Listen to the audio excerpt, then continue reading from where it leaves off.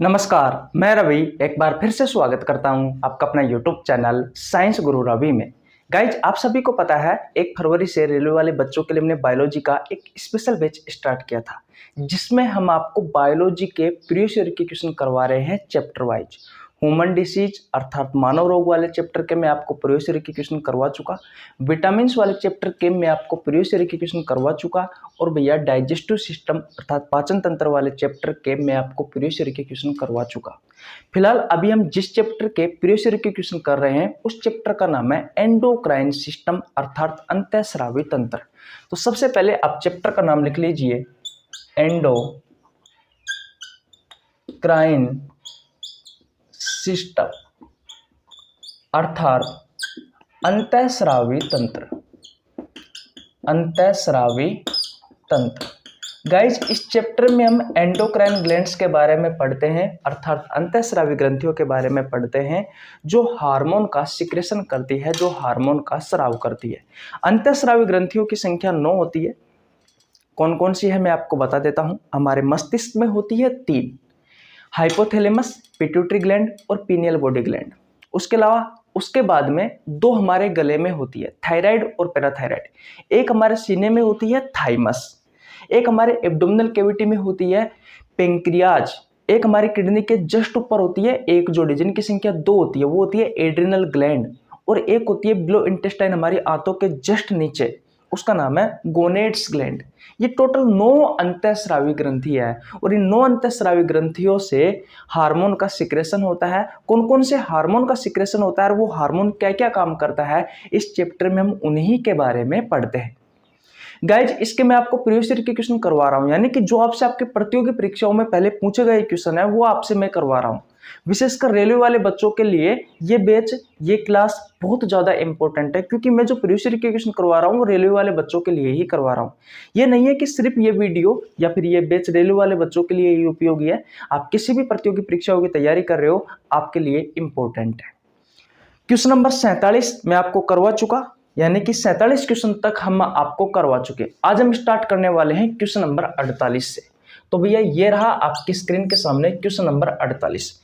याद रहे ये वीडियो, जैसे कि आरआरबी ग्रुप डी की तैयारी कर रहे हो आप, या फिर एनटीपीसी की तैयारी कर रहे हो, एएलपी टेक्नीशियन की तैयारी कर रहे हो, आरपीएफ की तैयारी कर रहे हो, आरआरबी जेई की तैयारी कर रहे हो, या फिर रेलवे की और किसी अन्य एग्जाम की तैयारी कर रहे हो, रेलवे वाले बच्चों के लिए तो ये बैच रामबाण साबित होगा ही होगा। मैं जितने भी क्वेश्चन करवाता हूं सभी क्वेश्चन के नीचे बेकायदा एग्जाम का नाम लिखा जाता है, डेट लिखी जाती है, और प्रत्येक क्वेश्चन को हम डिटेल में समझते हैं, बिल्कुल आसान भाषा में। जो कुछ भी पढ़ाया जाता है स्टूडेंट के यहाँ को यही समझ में आ जाता है, घर जाकर उसे दोबारा देखने की आवश्यकता नहीं है, सिर्फ एक बार बस रिपीट करना है, आपको तुरंत याद हो जाएगा। इतनी बात क्लियर है। अगर आपने चैप्टर नहीं पढ़ा है तो आपको नीचे लिंक डिस्क्रिप्शन में मिल जाएगा, इस चैप्टर का जाकर पढ़ सकते हैं। चलिए फिर आज की क्लास की शुरुआत करते हैं। यह रहा आपकी स्क्रीन के सामने क्वेश्चन नंबर 48। देखिए भैया, ये रहा आपकी स्क्रीन के सामने क्वेश्चन नंबर 48। अच्छा क्वेश्चन है। ये क्वेश्चन आपसे पूछा गया है आरआरबी एनटीपीसी में 10/4/2016 को।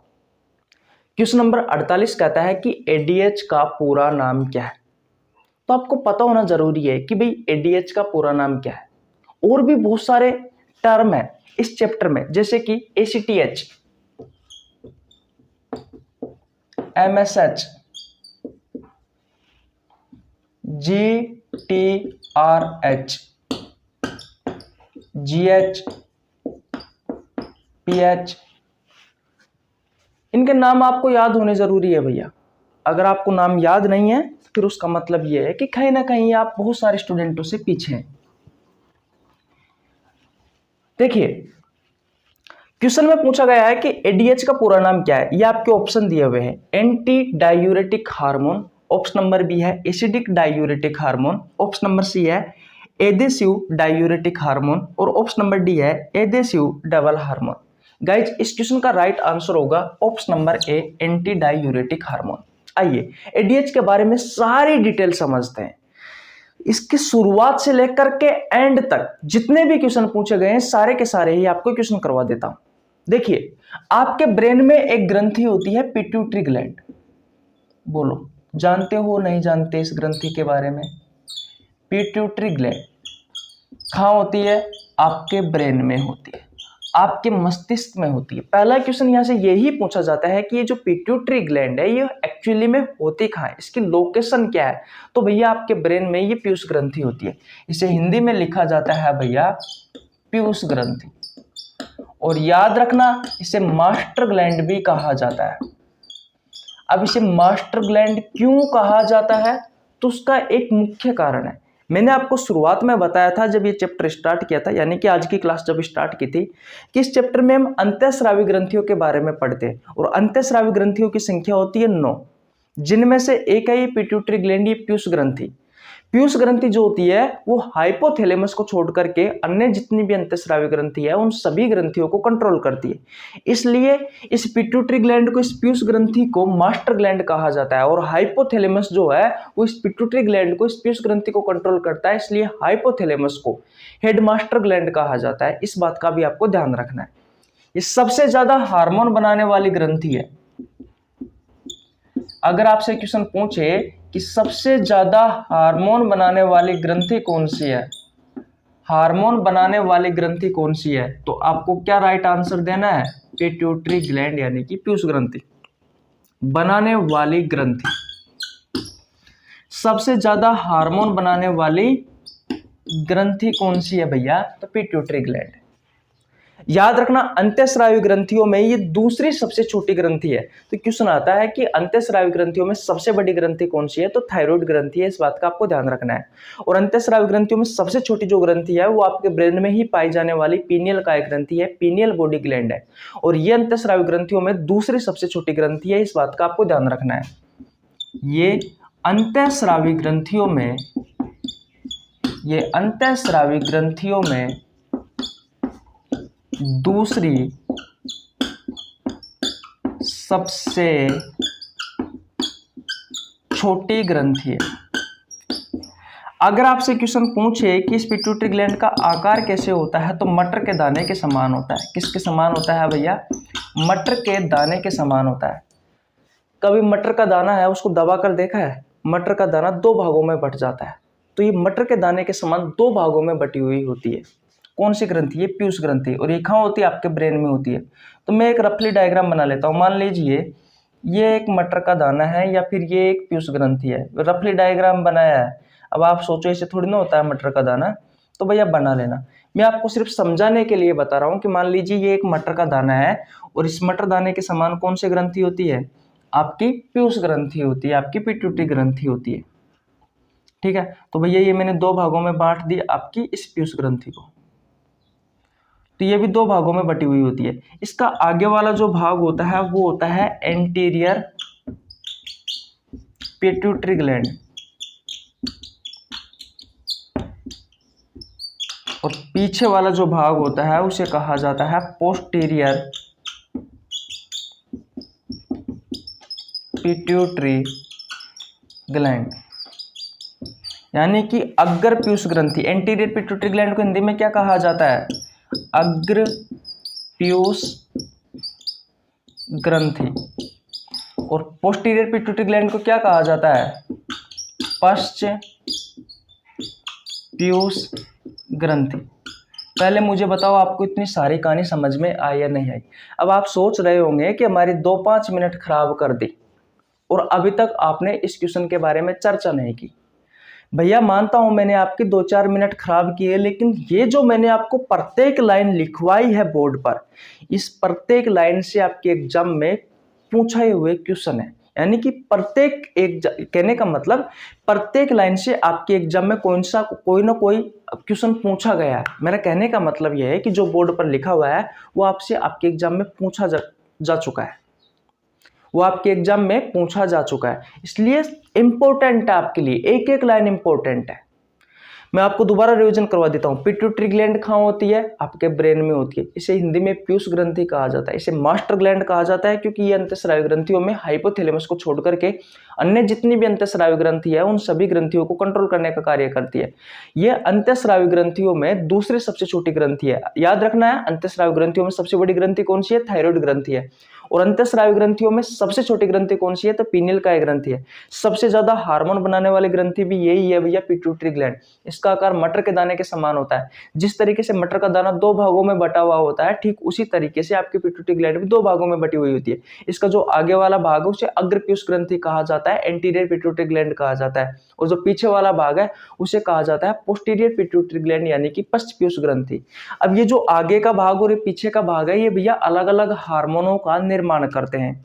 यहाँ पर आपके एग्जाम में जो क्वेश्चन पूछा गया है आरआरबी एनटीपीसी में 10/4/2016 को, ये एडीएच हार्मोन के बारे में पूछा गया है। तो मैं आपको बता दूं, जो पोस्टीरियर पिट्यूटरी ग्लैंड है यानी कि पश्चपीयूष ग्रंथि है, इस पश्चपीयूष ग्रंथि से दो हार्मोन निकलते हैं।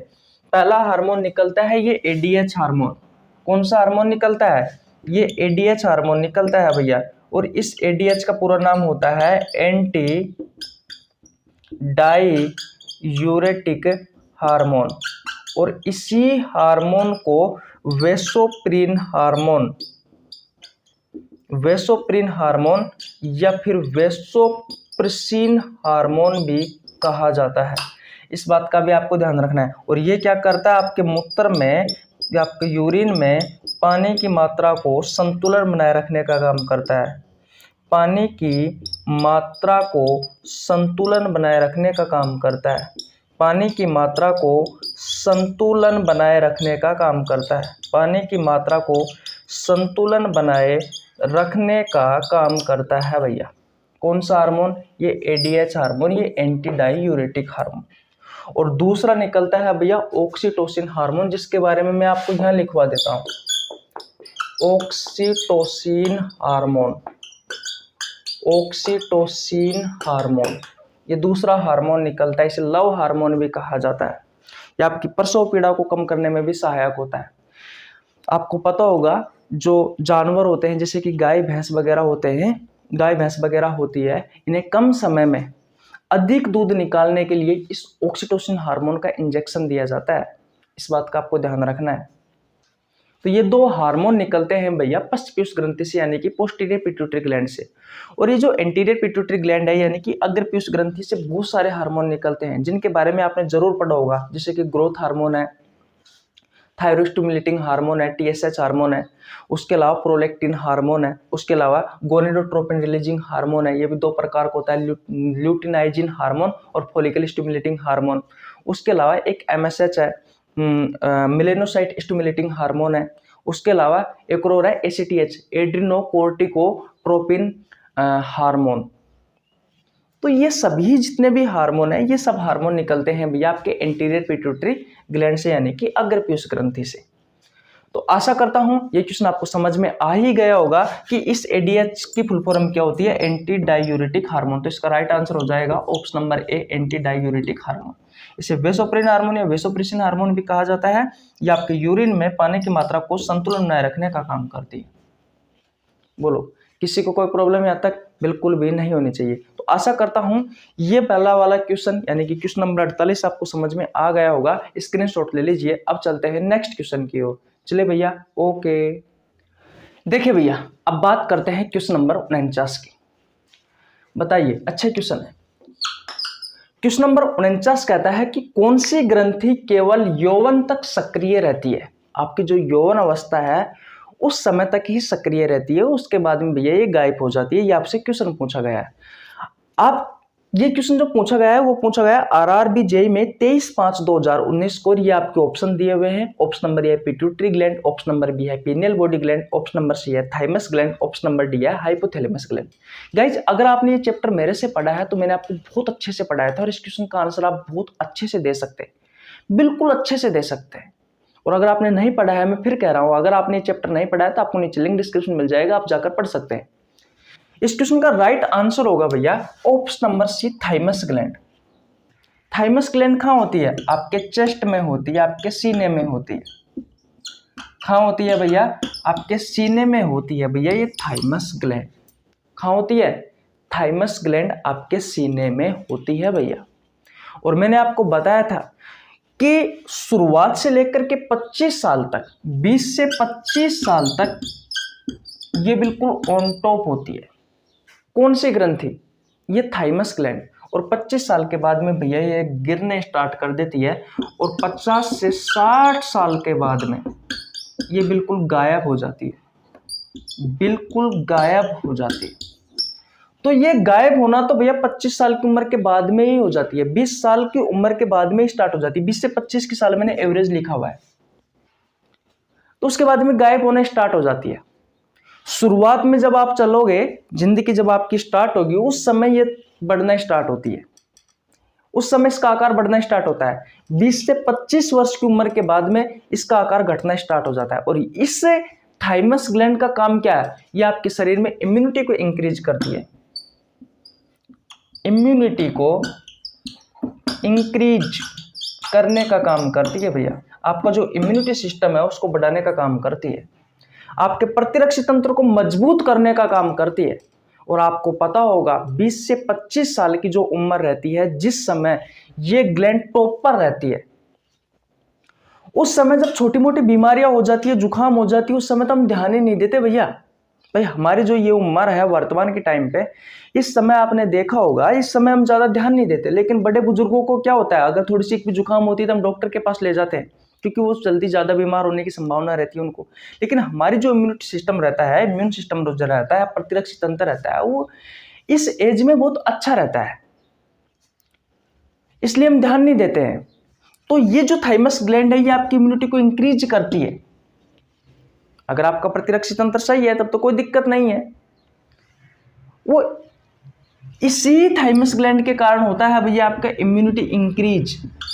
और जब ये टॉप पे रहती है तो उस समय भैया आपकी इम्यूनिटी इंक्रीज रहती है, तो उस समय आपको छोटी मोटी बीमारियां वैसे ही नहीं होती है। 25 साल के बाद में ये गायब होने स्टार्ट हो जाती है, लास्ट एंड फाइनली आपकी स्किन में कन्वर्ट हो जाती है। तो आपसे क्वेश्चन पूछा गया है कि कौन सी ग्रंथि केवल यौवन तक सक्रिय रहती है, यौवन अवस्था तक सक्रिय रहती है? तो भैया आपकी थाइमस ग्लैंड ही यौवन तक सक्रिय रहती है। या फिर आपसे क्वेश्चन यही लैंग्वेज बदलकर ये पूछ लिया जाता है कि कौन सी ग्रंथि बूढ़े लोगों में नहीं पाई जाती? तो कौन सी ग्रंथि बूढ़े लोगों में नहीं पाई जाती? तो भैया ये थाइमस ग्लैंड बूढ़े लोगों में नहीं पाई जाती। जैसा कि मैंने आपसे कहा कि शुरुआत में 20 से 25 वर्ष की उम्र तक टॉप पे रहती है, फिर उसके बाद में गायब होना स्टार्ट हो जाती है। इसका आकार बढ़ता है 20 से 25 साल तक, शुरुआती 20 से 25 साल तक, और 25 साल के बाद में इसका आकार घटता हुआ चल जाए, सिकुड़ने लग जाती है और लास्ट एंड फाइनल स्किन में परिवर्तित होकर गायब हो जाती है भैया ये। और इसका काम क्या है, आपकी इम्यूनिटी को इंक्रीज करने का काम करती है। जब मैंने आपको चैप्टर पढ़ाया था तो बहुत अच्छे से पढ़ाया था कि किस तरीके से ये इम्यूनिटी इंक्रीज करने में सहायक होती है। अब यहाँ पढ़ाने लग गया भैया, अगर सारी चीज पहले वाले क्वेश्चन की तरह, तो एक ही क्वेश्चन देखा होगा आपने 10 से 15 मिनट में होता है, तो फिर भैया आपके क्वेश्चन नहीं हो पाएंगे। यहाँ पर हम सिर्फ आपको ये बताना चाह रहे हैं कि इस तरीके के आपके एग्जाम में क्वेश्चन पूछे जाते हैं, जो हमने पढ़ाया है वही से ही क्वेश्चन आ रहा है। इसलिए चैप्टर थ्योरी नहीं पढ़ी है तो थ्योरी पढ़ लीजिए, प्रीवियस ईयर के क्वेश्चन आपको करवा रहे हैं तो कोई दिक्कत वाली बात नहीं है। आशा करता हूं क्वेश्चन नंबर 49 आपको समझ में आ गया होगा। अब चलते हैं क्वेश्चन नंबर 50 की ओर।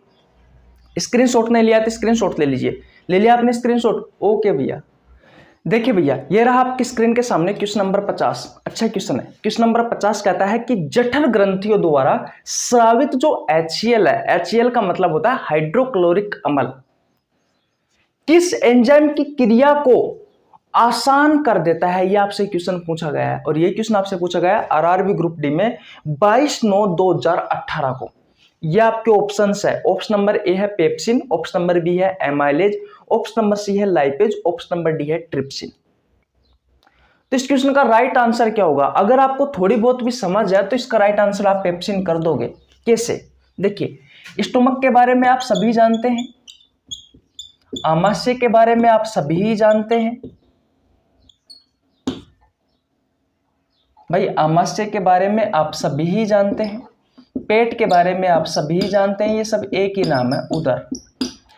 आपके पेट में अंदर की तरफ उत्तकों की बनी हुई एक परत होती है और उस उत्तकों की बनी हुई परत को कहा जाता है गैस्ट्रिक ग्लैंड।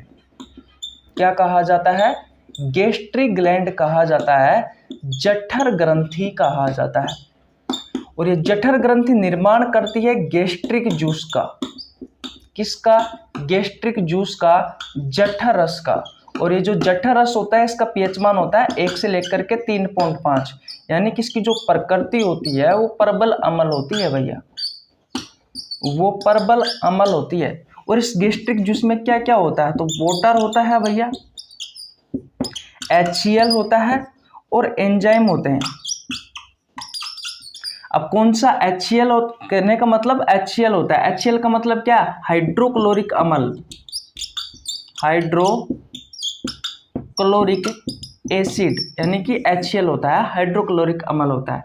दो एंजाइम होते हैं, एक होता है पेप्सिन और दूसरा होता है रेनिन। तो पहली बात तो आपको ये समझ जाना चाहिए कि अगर आपके पेट में HCl है तो ये किस एंजाइम की क्रिया को आसान करेगा। अरे भैया, आपके पेट में जो एंजाइम होंगे उन्हीं की क्रिया को तो आसान करेगा। तो पेप्सिन या रेनिन में से कोई एक ऑप्शन होगा। तो आप देख सकते हो यहाँ पर पेप्सिन और रेनिन में से एक ऑप्शन है पेप्सिन। तो इसका राइट आंसर तो आप इस तरीके से भी कर सकते हो। दूसरा, आपको पता होना जरूरी है कि भैया हमारे शरीर में, हमारे पेट में इस HCl का काम क्या है, इस पेप्सिन का काम क्या है, इस रेनिन का काम क्या है, HCl क्या करता है। सबसे पहले HCl का जो पहला काम है, मैं आपको लिखवाऊंगा नहीं, मैं आपको बता रहा हूं। HCl का जो पहला कार्य होता है वो ये होता है कि हमारे भोजन के साथ में छोटे मोटे अगर कोई बैक्टीरिया आ गया है, कोई जीवाणु आ गया है, छोटे मोटे कोई कीटाणु आ गए हैं, तो उन्हें नष्ट करने का काम करता है, दूसरा इसका कार्य क्या है कि भोजन को ये अम्लीयता माध्यम प्रदान करता है, अम्लीय माध्यम प्रदान करता है। तीसरा इसका कार्य क्या है, ये जो निष्क्रिय एंजाइम है उन्हें सक्रिय एंजाइमों में परिवर्तन करने का काम करता है। जो हमारे पेट में पाए जाने वाले जो निष्क्रिय एंजाइम है उन्हें सक्रिय एंजाइमों में परिवर्तित करता है।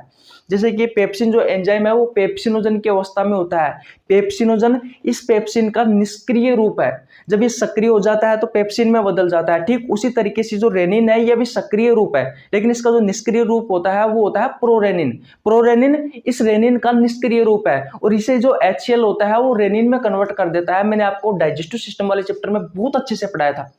तो अगर आपने पाचन तंत्र वाला चैप्टर नहीं पढ़ा है तो जाकर पढ़ लीजिए, आपको नीचे लिंक डिस्क्रिप्शन में मिल जाएगा, या फिर चैनल पर जाकर चेकआउट कर सकते हैं। पेप्सिन और रेनिन दोनों ही प्रोटीन के पाचन में सहायक होते हैं, इस बात का आपको ध्यान रखना है। तो आपको क्या समझ में आया यहाँ से, आपको यही समझ में आया कि जो जठर ग्रंथियों द्वारा जो स्रावित HCl है, हाइड्रोक्लोरिक अम्ल है, वो पेप्सिन की क्रियाओं को आसान बनाने में मदद करता है। तो आशा करता हूं ये क्वेश्चन आपको समझ में आ गया होगा। ये क्वेश्चन आपसे RRB ग्रुप डी में पूछा गया है 22/9/2018 को। तो स्क्रीनशॉट ले लीजिए। नेक्स्ट क्वेश्चन की ओर चलते हैं, क्वेश्चन नंबर 51 की ओर। चलिए क्या भैया, ओके। देखिए भैया, अब हम बात करते हैं क्वेश्चन नंबर 51 की। अच्छा क्वेश्चन है, RRB जेईई में पूछा गया है 26/5/2019 को। क्वेश्चन नंबर 51 कहता है कि कौन सा आमाशय रस में पाया जाने वाला एंजाइम है। आपके ऑप्शंस है, option number A amylase, option number B है पेप्सिन, ऑप्शन नंबर सी है ट्रिप्सिन, ऑप्शन नंबर डी है टाइलिन। बताइए राइट आंसर क्या होगा। इस क्वेश्चन का राइट आंसर होगा भैया ऑप्शन नंबर बी पेप्सिन। देखिए, अगर आपसे क्वेश्चन पूछा जाए कि भैया सलाइवा में यानी कि लार में कौन सा एंजाइम होता है, तो लार में दो एंजाइम होते हैं। एक होता है लाइसोजाइम एंजाइम, और दूसरा होता है भैया टाइलिन अमाइलेज एंजाइम। इसे भैया सलाइवरी एमाइलेज एंजाइम भी कहा जाता है, सलाइवरी अमाइलेज एंजाइम भी कहा जाता है। इतनी बात क्लियर है। उसके बाद में अगर आपसे क्वेश्चन पूछा जाए कि गैस्ट्रिक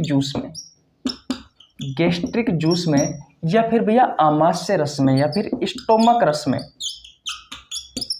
स्टोमक जूस में कौन सा एंजाइम पाया जाता है, दोनों ही एक ही चीज है, क्योंकि आमाशय के अंदर उत्तकों की बनी हुई एक परत होती है, इसे गैस्ट्रिक ग्लैंड कहा जाता है, और इस गैस्ट्रिक ग्लैंड से गैस्ट्रिक जूस का निर्माण होता है। तो कहने का मतलब यही है कि आपके पेट में पाए जाने वाला जो रस है उसमें कौन कौन से एंजाइम होते हैं, तो दो एंजाइम होते हैं, एक होता है पेप्सिन और दूसरा होता है रेनिन।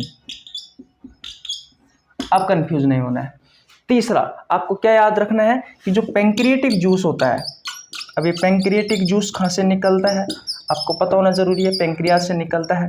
अग्नाशय रस, इस अग्नाशय रस में कौन कौन से एंजाइम होते हैं, तो एक होता है भैया एमाइलेज एंजाइम, दूसरा होता है भैया ट्रिप्सिन एंजाइम, और एक होता है भैया लाइपेज एंजाइम।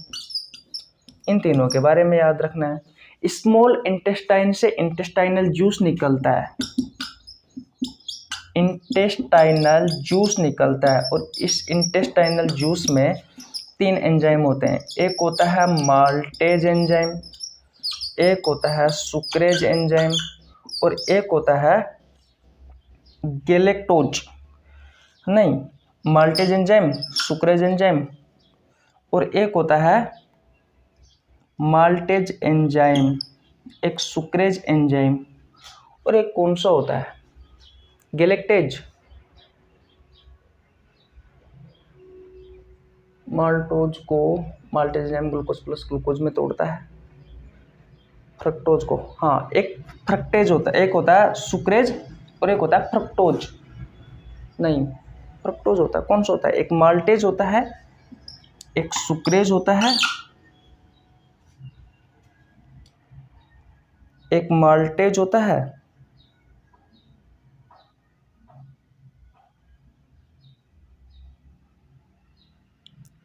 एक माल्टेज होता है, एक सुक्रेज होता है, याद नहीं आ रहा है यार, देखना पड़ेगा भाई, चलो मैं देख ही लेता हूँ।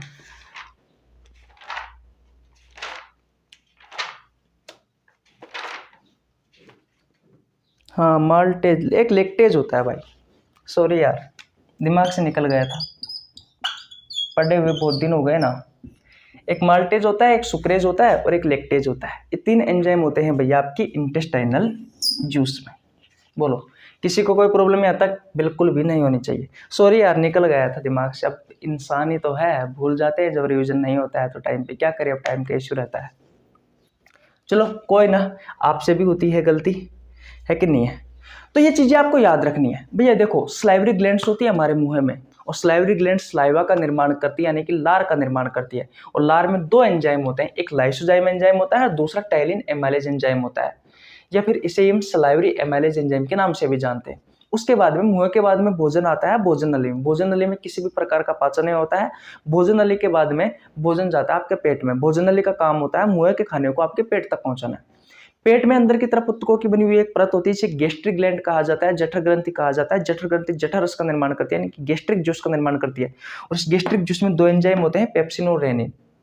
उसके बाद में भोजन छोटी आंत में होता है, छोटी आंत से पेंक्रिया जुड़ा हुआ होता है, और इस पेंक्रिया से पेंक्रेटिक जूस का निर्माण होता है। इस पेंक्रेटिक जूस में अमाइलेज, ट्रिप्सिन और लाइपेज एंजाइम होता है भैया। और इस छोटी आंत से इंटेस्टाइनल जूस का निर्माण होता है, जो माल्टेज, सुक्रेज और लेक्टेज, इन तीनों एंजाइमों का निर्माण करती है।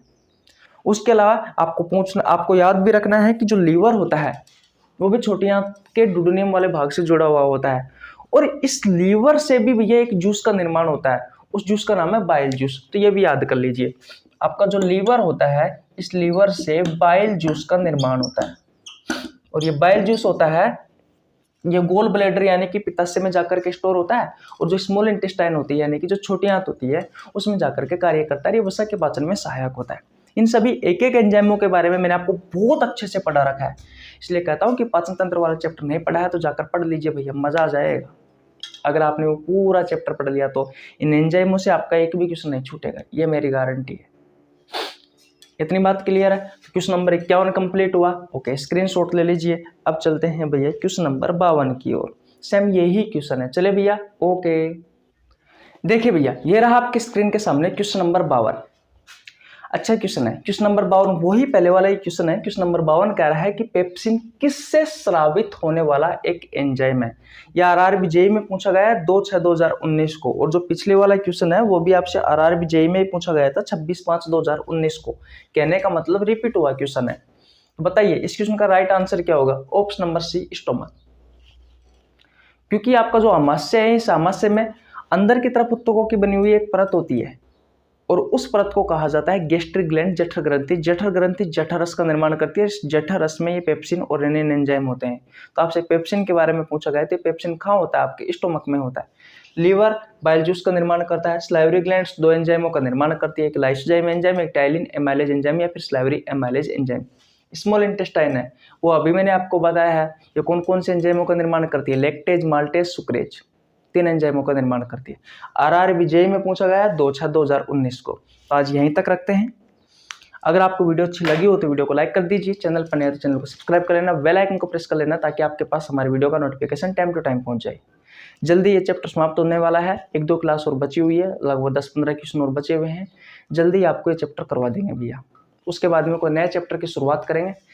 मैं तो कुछ नहीं जानता, इतना जानता हूँ कि अगर आपने भैया पूर्ण रूप से चैप्टर पढ़ लिया और ये प्रीवियस ईयर के क्वेश्चन कर लिए हैं तो फिर भैया आपका एक भी क्वेश्चन नहीं छूटेगा आपके एग्जाम में, इतनी हमारी गारंटी है। एक महत्वपूर्ण सूचना है, हर रोज मैं कम्युनिटी पोस्ट में बायोलॉजी का एक बेहतरीन क्वेश्चन डालता हूँ जिसका आंसर हर रोज 1000, 2000, 3000, 4000, 5000 स्टूडेंट देते हैं। आप भी दीजिए ताकि बायोलॉजी के बेहतरीन क्वेश्चनों पर आपकी पकड़ बनी रहे। ये वो क्वेश्चन होते हैं जो या तो आपसे आपकी प्रतियोगी परीक्षाओं में पहले पूछे गए होते हैं या फिर आगे पूछे जाने की संभावना रहती है। ठीक है, इसलिए हर रोज दीजिए भैया। और आपको क्या करना पड़ेगा इन क्वेश्चनों का आंसर देने के लिए, चैनल को सब्सक्राइब कर लो, बेल आइकन को प्रेस कर लेना ताकि आपके पास जैसे मैं कम्युनिटी पोस्ट में क्वेश्चन अपलोड करूँ या क्वेश्चन डालूँ तो तुरंत आपके पास नोटिफिकेशन पहुंच जाए। ठीक है, तो चैनल पर नए तो चैनल को जरूर सब्सक्राइब कर लेना। ओके, तो आशा करता हूँ आज की क्लास आपको बहुत अच्छे से समझ में आ गई होगी। मिलते हैं नेक्स्ट वीडियो में, तब तक के लिए जय हिंद, जय भारत, राम राम।